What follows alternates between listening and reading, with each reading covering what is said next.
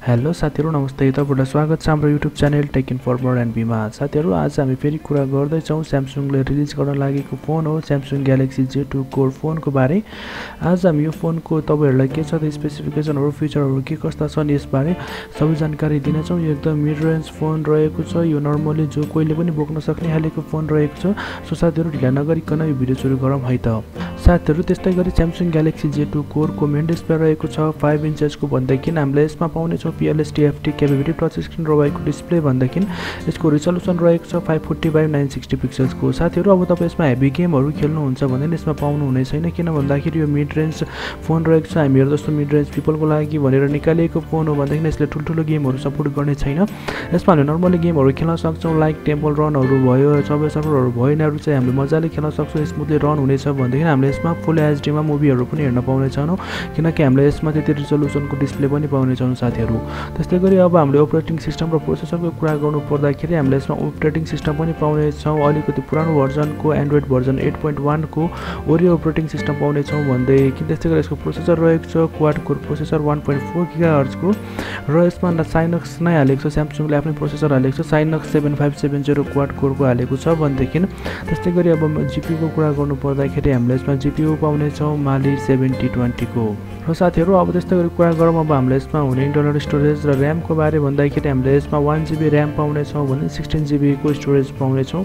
So अब तपाईलाई यसमा अर्को अप्सनल स्टोरेज को लागि पनि पाउने छौं माइक्रो एसडी डेडिकेटेड स्लट पाउने छौं यसमा, किनकि 16GB अहिलेको जमानामा धेरै नै थोरै नै यो स्टोरेज हो भन्दैकिन हामीले यसमा डेडिकेटेड स्लट पाउने छौं। त्यही भएर पनि हामीलाई सजिलो हुनेछ डेडिकेटेड स्लटमा तपाईले चाहे जतिको 32GB 64GB हैन अथवा 128GB सम्म यसले सपोर्ट गर्न सक्छ। स्टोरेज तपाईले एसडी कार्ड राख्न सक्नुहुनेछ यो फोनमा भन्दैकिन अब हामी कुरा गरौँ यसको क्यामेराको।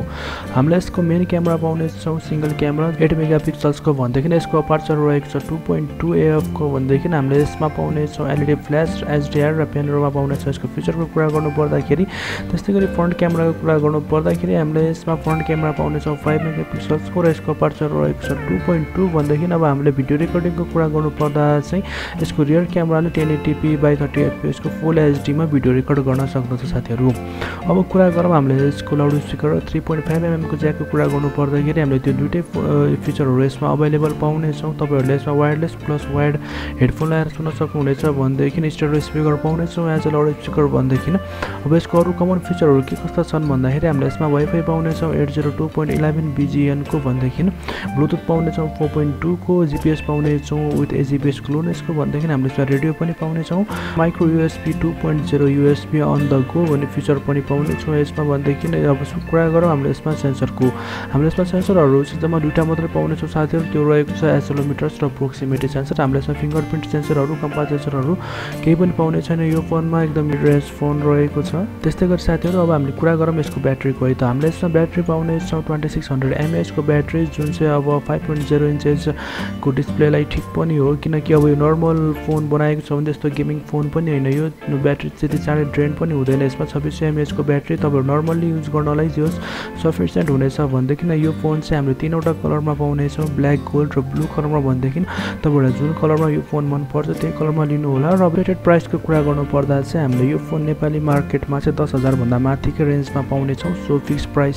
चाहिँ कन्फर्म भइसकेको छैन यो फोनको बारे भन्दैकिन साथीहरु। यो नर्मली फोन रहेको छ, तपाईलाई गेमिङहरु त्यस्तो हेभी गेमिङहरुको लागि चाहिँ हुँदैन साथीहरु। तपाई अब नर्मली युज गर्नुहुन्छ भन्दैकिन एकदम पर्फेक्ट फोन रहेको छ नर्मली युज गर्नको लागि, जस्ट कलिङहरु गर्नको लागि, धेरै कलहरु गर्नुहुन्छ हैन, त्यस्तो बिजी मान्छे हुनुहुन्छ भने तपाईलाई एकदम पर्फेक्ट फोन रहेको छ यो।